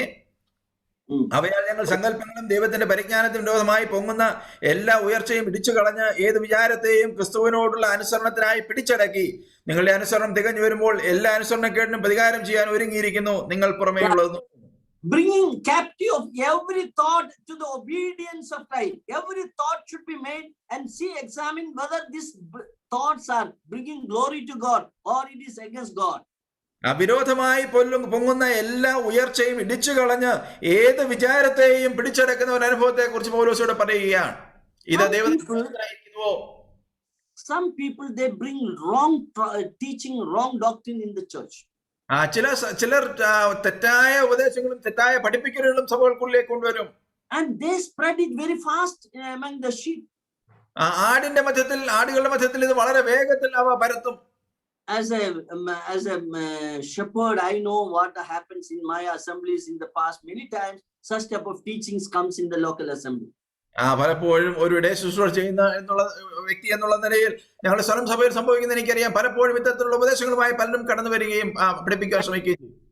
For example, I will tell you, once one young boy, very active, very zealous for the Lord. He came from a Catholic background. ഒരിക്കൽ ഒരു ഉദാഹരണമായി പറഞ്ഞാൽ കത്തോലിക്ക പശ്ചാത്തലത്തിൽ നിന്ന് കടന്നു വന്ന വളരെ ഉത്സാഹിയായ ഒരു ചെറുപ്പക്കാരൻ. I encouraged him so much that I thought let him grow more and more. He was very keen to study the God's word. ഞാൻ അവനെ വളരെയധികം ഉത്സാഹിപ്പിക്കുകയായിരുന്നു. കാരണം തിരുവചനം പഠിക്കുവാനായി നല്ല ഉത്സാഹമുള്ള ഒരു വ്യക്തിയായിരുന്നു അവൻ. Unfortunately, he happened to read some of the books from Watchman. എന്നാൽ സങ്കടകരമെന്ന് പറയട്ടെ, വാച്ച്മാനിയുടെ ചില പുസ്തകങ്ങൾ അവൻ പഠിക്കുവാനിടയായി. I'm not saying the Watchmanese books are wrong, but there is a group called Watchmanese Church. Actually, it is they are spreading cult, in fact. വാച്ച്മാനിയുടെ എല്ലാ പുസ്തകങ്ങളും തെറ്റാണെന്ന്, ഉപദേശങ്ങൾ തെറ്റാണെന്ന് ഞാൻ പറയുകയല്ല. എന്നാൽ വാച്ച്മാനിയുടെ സഭ എന്നുള്ള നിലയിൽ അത്തരത്തിൽ ദുരുപദേശം പഠിപ്പിക്കുന്ന ഒരു കൂട്ടരുണ്ട്. One of the disciples of Watchmani, I am telling you because you should be careful about it. One of the disciples of Watchmani is known as Witness Lee. ഈ രീതിയിലുള്ള ഈ തെറ്റായ ഉപദേശങ്ങൾ കടന്നു വരുന്നത് നാം ശ്രദ്ധിക്കണം എന്നുള്ളത് കൊണ്ട് പറയുകയാണ്. ഈ വാച്ച്മാനിയുടെ ഒരു ശിഷ്യൻ വിറ്റ്നസ് നീ എന്നാണ് അറിയപ്പെടുന്നത്. He developed a church and he says all the books of Watchmani they are selling and they say lot of wrong doctrines. ഈ താൻ ഒരു സഭ രൂപീകരിക്കുകയും ഈ വാച്ച്മാനിയുടെ അനേക പുസ്തകങ്ങൾ താൻ വിതരണം ചെയ്യുകയും ചെയ്യുന്നുണ്ട്. അനേക തെറ്റായ ഉപദേശങ്ങളുണ്ട്. Why I am telling you? Because they normally target the brethren people. ഞാൻ എന്തുകൊണ്ടാണ് ഇത് പറഞ്ഞതെന്ന് ചോദിച്ചാൽ, സാധാരണയായി അവർ വേർപെട്ട വിശ്വാസികളെ അവർ ലക്ഷ്യം വെക്കാറുണ്ട്. It is growing like anything in India and many parts of India. ഇന്ത്യയുടെ വിവിധ ഭാഗങ്ങളിലും വളരെയധികം അത് വർദ്ധിച്ചു വരുന്നു, വളർന്നു വരുന്നു. So this young boy was influenced by that thoughts. ഈ ചെറുപ്പക്കാരൻ അത്തരത്തിലുള്ള ചിന്താഗതികളുമായി ആകർഷനായി. The first thing is that they say only when you are saved, your spirit is saved, your soul is not saved. ആദ്യമായി അവർ പറയുന്നത്, നിങ്ങൾ രക്ഷിക്കപ്പെടുമ്പോൾ നിങ്ങളുടെ ആത്മാവ് മാത്രമേ രക്ഷിക്കപ്പെടുന്നുള്ളൂ, നിങ്ങളുടെ പ്രാണൻ രക്ഷിക്കപ്പെടുന്നില്ല. So if your soul is not saved, you will be outer darkness. When you are in the millennial kingdom, you will be in the outer darkness. അത്തരത്തിൽ പ്രാണൻ അത്തരത്തിൽ രക്ഷിക്കപ്പെടുന്നില്ലെങ്കിൽ സഹസ്രാബ്ദ വാഴ്ചയുടെ കാലഘട്ടത്തെ പുറത്തുള്ള അന്ധകാരത്തിൽ നിങ്ങളായിരിക്കുമെന്ന് അവർ പഠിപ്പിക്കുകയാണ്. I want to tell you, I don't want to elaborate the doctrine. What I want to tell you, this boy started teaching this to the young people. ഞാൻ ആ ഉപദേശ വിഷയങ്ങൾ വിശദമാക്കുവാനല്ല ശ്രമിക്കുന്നത്, മറിച്ച് ഈ ചെറുപ്പക്കാരുടെ ആ ഉപദേശം പഠിപ്പിക്കുവാൻ ശ്രമിച്ചു. Very hidingly he was teaching all these things to them. വളരെ ഒളിഞ്ഞ ആ കാര്യങ്ങൾ നന്നായി അവൻ പഠിപ്പിക്കുവാൻ ശ്രമിക്കുകയാണ്. Finally I came to know that this teaching is going on. അവസാനം ഞാൻ തിരിച്ചറിഞ്ഞത് ഇത്തരത്തിലുള്ള ഒരു ഉപദേശം ഇവിടെ വളരുന്നു. And it was very dangerous. I told finally him, you have to go out of the assembly because you cannot teach these things here. അവസാനം എനിക്ക് അവനോട് പറയേണ്ടി വന്നു, ഇത്തരത്തിലുള്ള കാര്യങ്ങൾ സഭയിൽ പഠിപ്പിക്കുവാനായിട്ട് സാധ്യമല്ല, അതുകൊണ്ട് നീ ഒരു പക്ഷേ സഭയ്ക്ക് പുറത്തു പോകേണ്ടി വരുമെന്ന് പറഞ്ഞു. And he went out, he took two, three people along with him. താൻ പുറത്തേക്ക് പോയി എന്ന് മാത്രമല്ല 2-3 പേരെയും കൂട്ടിക്കൊണ്ടുപോയി. What I want to tell you that this type of wrong doctrines comes and it spreads very wild among the people. So we have to be very careful. ഞാൻ പറയുവാൻ ഉദ്ദേശിച്ച കാരണം എന്നുള്ളത്, ഇത്തരത്തിലുള്ള തെറ്റായ ഉപദേശങ്ങൾ വരികയും വളരെ വളരെ വളരെ വേഗത്തിൽ പടർന്നു പിടിക്കുകയും ചെയ്യുവാനുള്ള സാധ്യതകളുണ്ട്. നാം സൂക്ഷിക്കേണ്ടതാണ്. Scab is an infectious disease spreading fast and it is mainly affecting the brain, head region. നാം ഇപ്പോൾ പറഞ്ഞ സ്കാബ് എന്നുള്ള ആ ഒരു പ്രാണി വളരെ വേഗത്തിൽ പടർന്നു പിടിക്കുന്നതാണ്. തന്നെയുമല്ല ആടിന്റെ തലഭാഗത്താണ് അത് ബാധിക്കുന്നത്. Normally the shepherd applies the oil there to remove this scab. സാധാരണയായി ഇടയൻ ഇത്തരത്തിലുള്ള തൈലം അവയെ പുരട്ടി ആ സ്കാബിൽ നിന്ന് അവയെ രക്ഷിക്കുന്നു. As I told you, it spreads very fast. Sometimes he used to make a chemical big canals. They make it very big buckets are there and it is dipping into this, and the sheep is dipped into these chemicals. ചിലപ്പോൾ ഇത് പ്രയാസം കൂടുമ്പോൾ ഇവർ ആ ആടുകളെ കൂടുതൽ ശുശ്രൂഷിക്കുവാനായി വലിയ ക്യാനിൽ ഇത്തരത്തിലുള്ള രാസപദാർത്ഥങ്ങൾ പകർന്നിട്ട് ആടിനെ അതിൽ മുക്കിയെടുക്കേണ്ടി വരും.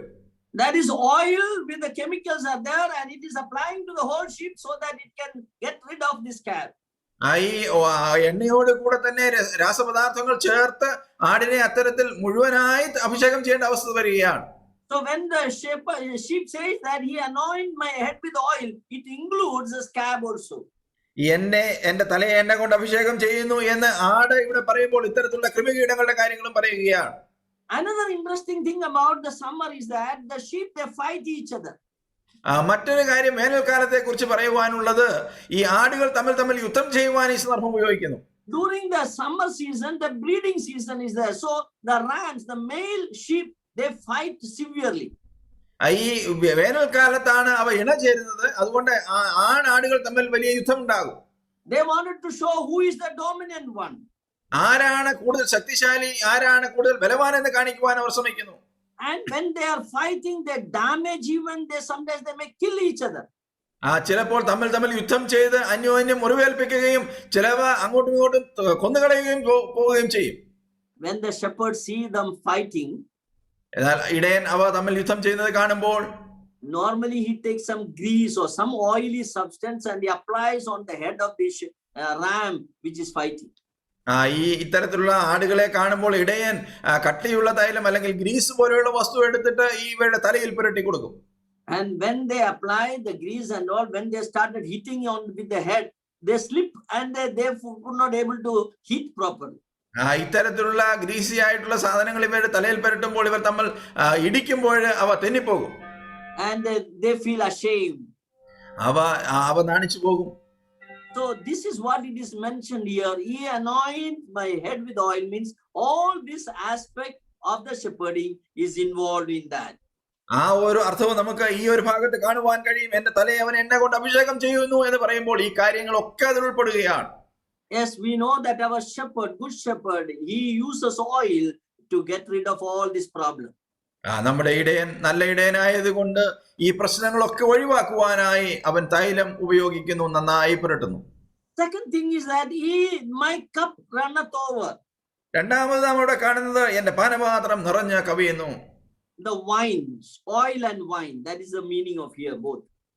ഇവിടെ നമുക്ക് രണ്ടും കാണുവാൻ കഴിയുന്നത് എണ്ണയും അതുപോലെ വീഞ്ഞും. You know, oil and wine is used normally as a first aid in the olden days. പഴയ കാലഘട്ടത്തിൽ എണ്ണയും വീഞ്ഞും പ്രാഥമിക ശുശ്രൂഷയ്ക്കായുള്ള മരുന്നുകളായിട്ടാണ് ഉപയോഗിക്കുന്നത്.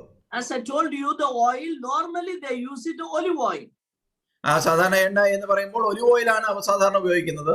We know that story of the Good Samaritan. He was traveling and he found a man wounded and lying down on the roadside. നമുക്ക് നല്ല ശമരിയക്കാരന്റെ ചരിത്രം അറിയാമല്ലോ. അവൻ യാത്ര ചെയ്തു വരുമ്പോൾ വഴിയരികിൽ ബലഹീനനായി കിടക്കുന്നവനെ അവൻ കാണുകയാണ്. And we see that he applied the first aid to that wounded man.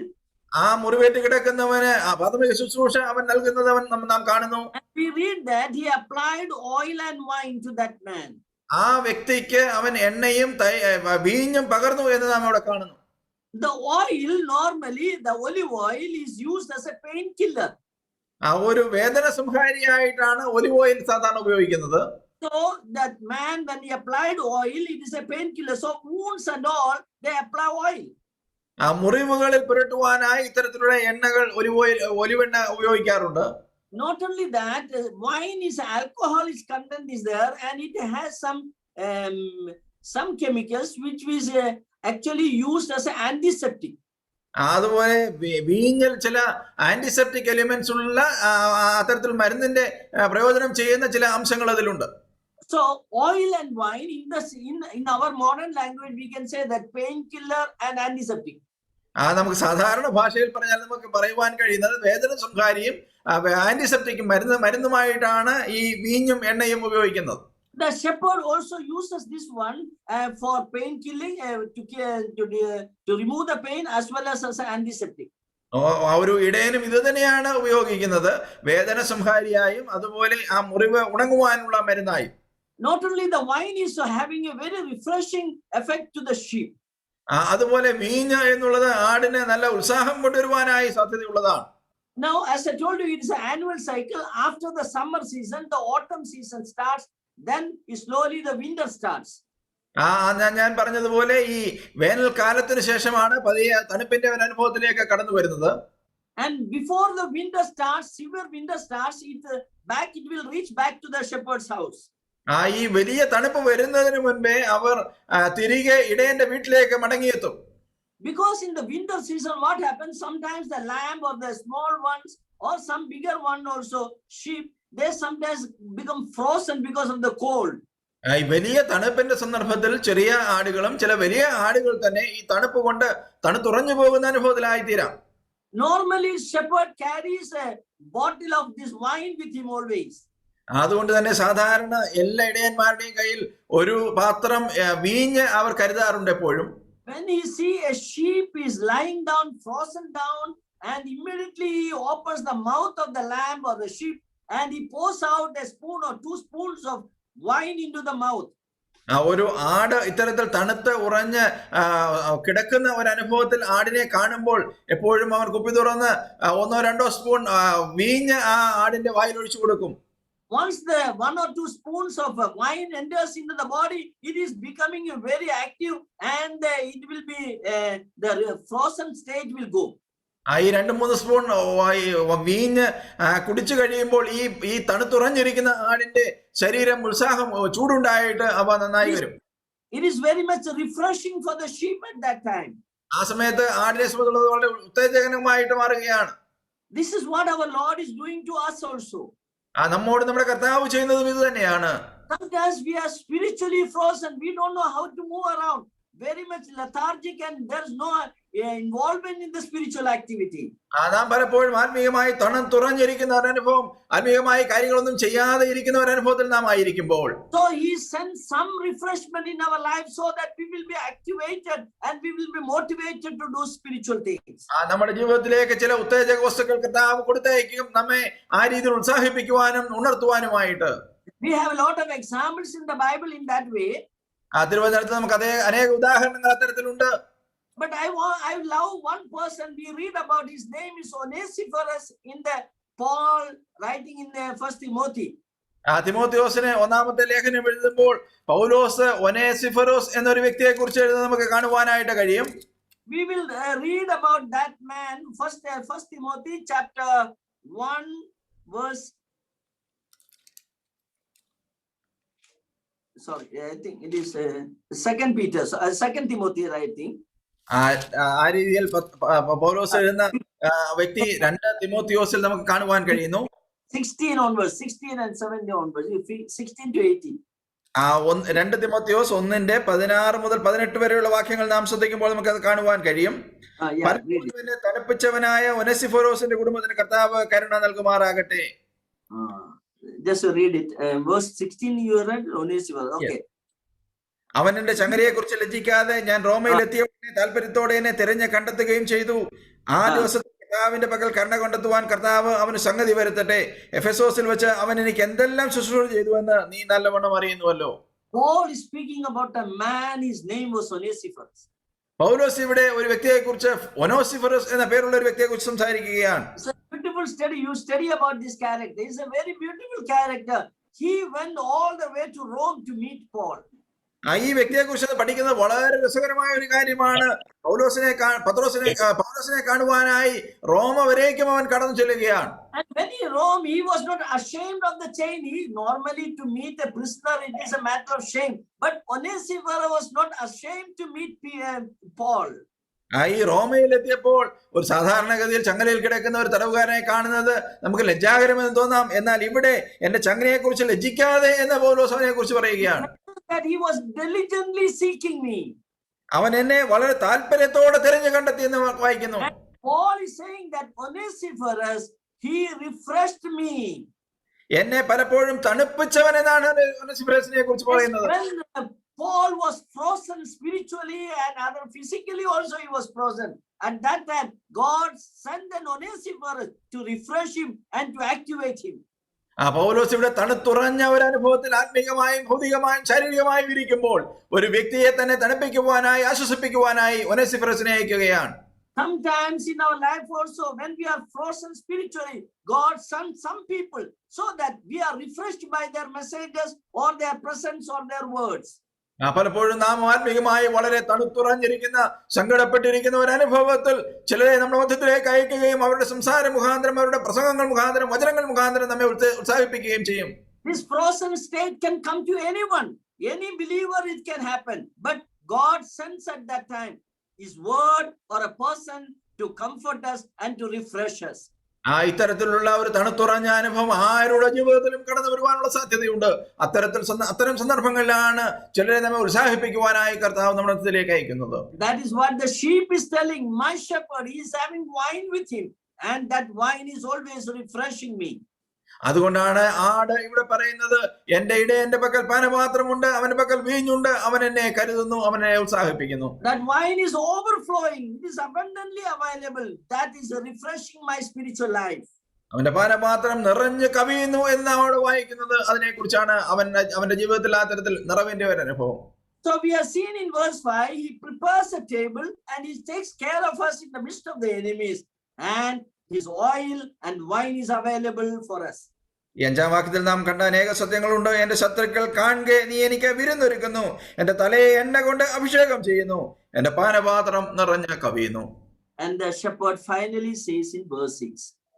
ഈ 6-ാം വാക്യത്തിലേക്ക് വരുമ്പോൾ ഇടയൻ അവസാനമായി പറയുന്ന കാര്യം, Surely goodness and mercy shall follow me all the days of my life. നന്മയും കരുണയും എന്റെ ആയുഷ്കാലമൊക്കെയും തീർച്ചയായും എന്നെ പിന്തുടരും. Surely, it's no doubt about it. Throughout the psalm, you look at that. His mercy and goodness was there for the sheep. നമുക്ക് ഈ ഭാഗത്ത് കണ്ടാൽ നമുക്ക് മനസ്സിലാക്കുവാൻ കഴിയുന്ന കാര്യം, യാതൊരു സംശയവുമില്ല, അവന്റെ ആശ്വാസം, അവന്റെ ആറുതൽ എപ്പോഴും ആടിനോട് കൂടെ ഉണ്ടായിരുന്നതായിട്ട് ആടിന് തിരിച്ചറിയുകയാണ്. Listening that hymn which was sung in the beginning, you read that hymn, you can see that how that hymn writer is beautifully narrating each verse he is taking and telling how the good shepherd is comforting and caring for the sheep. നാം ആദ്യം പാടിയ ഒരു പാട്ടിന്റെ വരികൾ നാം ശ്രദ്ധിച്ചാൽ നമുക്ക് മനസ്സിലാക്കുവാൻ കഴിയുന്നത് എത്രയോ മനോഹരമായിട്ടാണ് ഗാനരചയിതാവ് അതിനെ കുറിച്ച് എഴുതിയിരിക്കുന്നത്. നമ്മുടെ ഇടയൻ എത്രയോ മനോഹരമായി നമ്മെ അത്ഭുതകരമായി നടത്തുന്നു. I shall not want. He provides everything. എനിക്ക് മുട്ടുണ്ടാകില്ല, എനിക്ക് യാതൊന്നിനും ആവശ്യം വരുന്നില്ല. He maketh me to lie down in the green. Whatever requirements are there, he provides me and maketh me to lie down in the green pasture. എനിക്ക് എന്ത് ആവശ്യങ്ങൾ ഉണ്ടെങ്കിലും അവനത് കരുതുകയും സ്വസ്ഥതയോടെ എന്നെ പച്ചയായ പുൽപ്പുറങ്ങളിൽ കിടത്തുകയും ചെയ്യുന്നു. He leadeth me towards the still water. അവൻ സ്വസ്ഥതയുള്ള വെള്ളത്തിനരികത്തേക്ക് എന്നെ നടത്തുന്നു. Sometimes I may fall, he come in search of me and he is restoring me and keeping me upon his shoulder. ഒരു പക്ഷേ ഞാൻ വീണുപോകുന്ന അനുഭവം എന്റെ ജീവിതത്തിൽ വന്നാൽ പോലും അവൻ എന്നെ തോളിൽ വഹിച്ചു കൊണ്ടുവന്ന് മുൻപോട്ട് നടത്തുകയാണ്. Sometimes I go in the wrong way, but he leads me in the paths of righteousness. നേരായ മാർഗത്തിലല്ലാതെ ഒരു പക്ഷേ നടന്നു പോകാനുള്ള സാധ്യതയുണ്ട്, എന്നാൽ അവനെ നേരായ മാർഗത്തിൽ അവനെ നടത്തും. And sometimes I have to pass through the valley, the dark valley, pitch valley, where the fear is there, but his presence makes me to pass through that valley. ചിലപ്പോൾ ഞാൻ കൂരിലുടെ അനുഭവത്തിൽ, താഴ്വരയുടെ അനുഭവങ്ങളിൽ, കരടിയുള്ള സന്ദർഭങ്ങൾ കൂടി കടന്നു പോകാൻ സാഹചര്യം വന്നേക്കാം. കർത്താവിനെ അവിടെ നടത്തും. His word and the Holy Spirit is comforting me. അവന്റെ വചനവും പരിശുദ്ധാത്മാവും എന്നെ ആശ്വസിപ്പിക്കുവാൻ മതിയായതാണ്. Yes, we know that the sheep definitely say, no doubt, surely goodness and mercy shall follow me all the days of my life. അതുകൊണ്ടാണ് ആടിവിടെ പറയുന്നത്, എനിക്ക് യാതൊരു സംശയവുമില്ല, തീർച്ചയായും നന്മയും കരുണയും എന്റെ ആയുഷ്കാലമൊക്കെയും എന്നെ പിന്തുടരും. Yes, not only we should enjoy the goodness of God and his care, but we also will leave behind some goodness when we leave this world.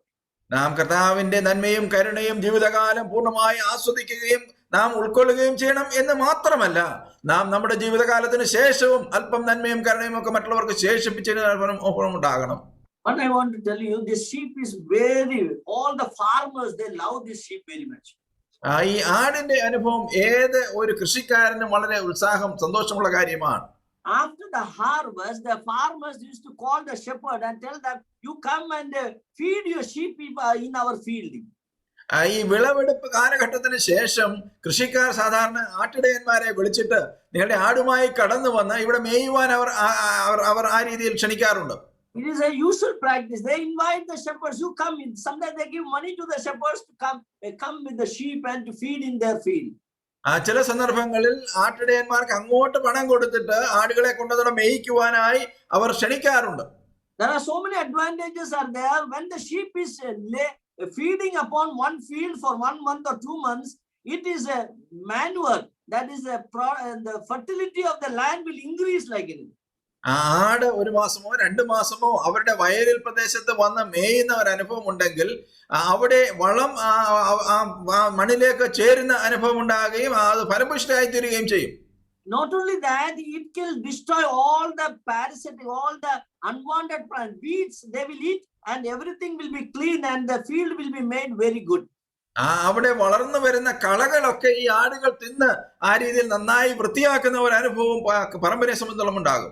When the sheep goes from there, it will always leave behind some goodness. എപ്പോഴും ഈ ആട് വയൽ വിട്ടു പോകുന്ന സന്ദർഭത്തിൽ അല്പം നന്മയും കരുണയും ഒക്കെ അവർ അവിടെ ശേഷിപ്പിച്ചിരിക്കും. We also should do something. One day we have to leave this world. നാം അതുപോലെ ചെയ്യേണ്ടതാണ്. ഒരു ദിവസം നാം ഈ ലോകം വിട്ടു പോകേണ്ടവരാണ്. And when we leave behind, we may be thinking of leaving behind some wealth and all, but more than that wealth, we should leave behind some good name behind, so that it will be a great blessing for our children. നാം പലപ്പോഴും വിട്ടുപോകുന്നതിനെ കുറിച്ച് ചിന്തിക്കുകയും നാം പദ്ധതി ഇടുകയും ചെയ്യുമ്പോൾ സ്വത്ത് വിട്ടിട്ട് പോകുന്നതിനെ കുറിച്ചാണ് നാം ചിന്തിക്കുന്നത്. എന്നാൽ അങ്ങനെയല്ല, നല്ല പേരും നല്ല സാക്ഷ്യവുമാണ് നാം ലോകത്തിൽ വിട്ടേച്ചു പോകേണ്ടത്. When Tabitha died, everybody gathered together and they were speaking about good things she had left behind. തബീഥയുടെ മരണത്തെ കുറിച്ച് നാം വായിക്കുന്നത് അവൾ ഈ ലോകം വിട്ടു പോയപ്പോൾ അവൾ ചെയ്ത നല്ല കാര്യങ്ങൾ ഓർത്ത് അവർ കരയുകയാണ്. Proverbs chapter 13 verse 22 says like that, a good man leaveth an inheritance to his children's children. സദൃശവാക്യത്തിന്റെ 13-ാം അധ്യായത്തിലേക്ക് കടന്നു വരുമ്പോൾ നമുക്ക് കാണുവാൻ കഴിയുന്നത് നീതിമാൻ നല്ല പേർ ആ രീതിയിൽ വിട്ടേച്ച് പോകുന്നു. No, 13 verse 22. You read that. It's very interesting. 13 verse 22. 13-ാം അധ്യായത്തിന്റെ 22-ാം വാക്യത്തിൽ നാം വായിക്കുന്നത് സദൃശവാക്യം 13:22, ഗുണവാൻ മക്കളുടെ മക്കൾക്ക് അവകാശം വെച്ചേക്കുന്നു, പാപിയുടെ സമ്പത്ത് നീതിമാന് വേണ്ടി സംഗ്രഹിക്കപ്പെടുന്നു. We should leave some inheritance for children. There's nothing wrong in that. നാം നമ്മുടെ മക്കൾക്ക് അല്പം അവകാശം വെച്ചേച്ച് പോകണം, അതിൽ യാതൊരു തെറ്റുമില്ല. But when we see about 22, you see verse 1 we see. 22-ന്റെ-1 നാം ശ്രദ്ധിക്കുമ്പോൾ what is mentioned there? അവിടെ എന്താണ്? A good name is better. ഈ സദൃശവാക്യം 22-ന്റെ-1, അനവധി സമ്പത്തിലും സൽകീർത്തിയും വെള്ളിയിലും പൊന്നിലും കൃപയും നല്ലത്. In English says, but a good name is desirable than great riches. അത് നമ്മൾ വായിക്കുന്നത് മലയാളത്തിൽ വായിക്കുന്നത് പോലെ തന്നെ അനവധി സമ്പത്തിലും സൽകീർത്തി നല്ലത്. We should leave behind some good name. നാം നല്ല പേര് അല്ലെങ്കിൽ സൽകീർത്തിയാണ് നാം ലോകത്തിൽ വിട്ടേച്ചു പോകേണ്ടത്. There's nothing wrong in leaving some wealth, but it is more than that. We should leave behind some good name. ചില സ്വത്തുവകകൾ ഈ ലോകത്തിൽ വിട്ടേച്ചു പോകുന്നതിൽ തെറ്റൊന്നുമില്ല, എന്നാൽ അതിലുപരിയായി സൽകീർത്തിയും നല്ല പേരുമാണ് നാം ലോകത്തിൽ വിട്ടേച്ചു പോകേണ്ടത്. When the kings, you read the kings, whenever the kings' activities are mentioned, if a good king comes, they always say he walked like the David. നാം രാജാക്കന്മാരുടെ ചരിത്രം പരിശോധിച്ചാൽ നല്ലവരായ രാജാക്കന്മാരുടെ ചരിത്രമൊക്കെ എഴുതുമ്പോൾ പറയുന്നത് അവർ ദാവീദിനെ പോലെ ജീവിച്ചു എന്നാണ്. David left a good name for his children. കാരണം ദാവീദ് തന്റെ മക്കൾക്ക് നല്ല ഒരു പേര് ബാക്കി വെച്ചാണ് പോയത്. So we should leave behind some good name as we leave this world. നാം ഈ ലോകം വിട്ടു പോകുമ്പോൾ അല്പം സൽകീർത്തി നാം ബാക്കി വെച്ച് പോകേണ്ടത് ആവശ്യമാണ്. How people are reacting when we go from this world, you have to think about it. നാം ഈ ലോകം വിട്ടു പോകുമ്പോൾ ലോകജനം എങ്ങനെ നമ്മെ കുറിച്ച് ഓർക്കും, മറുപടി പറയും എന്നുള്ളത് നാം ചിന്തിക്കേണ്ടതാണ്. We read about a king called Jehoram. നാം യഹോരാം എന്നൊരു രാജാവിനെ കുറിച്ച് വായിക്കുന്നുണ്ട്. And I will really mention that nobody said any good word about that man. He died. അവൻ മരിച്ചപ്പോൾ അവനെ കുറിച്ച് ആരും ഒരു നല്ല വർത്തമാനം പറഞ്ഞില്ല എന്ന് നാം വായിക്കുന്നു. Everybody was happy that he died. അവൻ മരിച്ചുപോയല്ലോ എന്നുള്ളതിൽ എല്ലാവർക്കും സന്തോഷമായിരുന്നു. As we enjoy the goodness of God, we also leave behind some goodness for our generations. പ്രിയ സഹോദരന്മാരെ, നാം ദൈവത്തിൽ നിന്ന് നന്മയും കരുണയും ആസ്വദിക്കുന്നു, അതുപോലെ നമ്മുടെ തലമുറകൾക്ക് നാം നന്മയും കരുണയും വിട്ടേച്ചു പോകണം. Finally, the psalm is saying that I will dwell in the presence of the Lord forever, in the house of the Lord forever. അതുപോലെ അവസാനമായി സങ്കീർത്തനക്കാരൻ പറയുന്നത്, ഞാൻ യഹോവയുടെ ആലയത്തിൽ ദീർഘകാലം വസിക്കും. That is the eternal home. അത് നിത്യമായ ഭവനത്തെ കുറിച്ചാണ്. My time is up, so I am just winding up. എന്റെ സമയം തീർന്നുവല്ലോ, ഞാൻ ഇവിടെ നിർത്തട്ടെ. Started from the new birth and we are reaching to the eternal home. നാം പുതിയ ജീവിതത്തിൽ പുതുജന്മത്തിൽ ആരംഭിച്ച് പുതു സൃഷ്ടിയായതിനു ശേഷം നാം നിത്യതയോണമാണ് ചെന്നെത്തേണ്ടത്. That verse, it says that I will dwell in the house of the Lord and in the visibility of God. നാം ആ വാക്യം ശ്രദ്ധിച്ചാൽ നമുക്ക് പഠിക്കുവാൻ കഴിയുന്നത് നാം യഹോവയുടെ ആലയത്തിൽ എന്ന് മാത്രമല്ല, യഹോവയുടെ കണ്ണെത്തുന്ന സ്ഥലത്ത് നാം ദീർഘകാലം വസിക്കും. Yeah, the sheep desires that every time the shepherd should take care of it, and it is always in the visibility of the shepherd. The sheep should lie down. ആടിന്റെ ആഗ്രഹം എന്നുള്ളത് ഇടയൻ എന്നെ എപ്പോഴും കരുതണം, ഞാൻ എപ്പോഴും ഇടയന്റെ നോട്ടത്തിൽ തന്നെ ഇരിക്കണം എന്നുള്ളതാണ്. Let us have this prayer. Oh God, I want to be always in the visibility of my shepherd. നമുക്ക് എപ്പോഴും ഈ പ്രാർത്ഥന നമ്മുടെ പ്രാർത്ഥനയായിരിക്കട്ടെ. കർത്താവേ, ഞാൻ നിന്റെ നോട്ടത്തിൽ തന്നെ ഇരിക്കണമേ. Yes, this world is not our home. One day we will reach home, and we are waiting for that beautiful day. ഈ ലോകമല്ല നമ്മുടെ ഭവനം, നാം ഒരു ദിവസം ആ നിത്യഭവനത്തിൽ എത്തേണ്ടതാണ്. അതാണ് നമ്മുടെ സ്വർഗീയ ഭവനമാണ് നിത്യഭവനം. Yes, our shepherd is always with us. He takes care of us. He provides us. And let us speak good about our shepherd. നമ്മുടെ ഇടയൻ നമ്മോട് കൂടെയുണ്ട്, അവൻ എപ്പോഴും നമ്മെ കരുതുന്നവനാണ്. അവനെ കുറിച്ച് നമുക്ക് നല്ലത് പറയാം. This shepherd always comforts us, takes care of us. ഈ ഇടയൻ എപ്പോഴും നമ്മെ കരുതുകയും നമ്മെ സൂക്ഷിക്കുകയും നമുക്ക് ആവശ്യമായതൊക്കെയും തരികയും ചെയ്യും. Let us boldly say like the sheep, surely goodness and mercy shall follow me all the days of my life. നാം ഈ ആടിനെ പോലെ തന്നെ ധൈര്യമായി മുൻപോട്ട് നമുക്ക് പറയാം, നന്മയും കരുണയും എന്റെ ആയുഷ്കാലമൊക്കെയും എന്നെ പിന്തുടരും. May God bless this verse to our hearts. നമ്മുടെ ഹൃദയങ്ങൾക്ക് ദൈവം ഈ വചനം അനുഗ്രഹിച്ച് നൽകുമാറാകട്ടെ. ആമേൻ.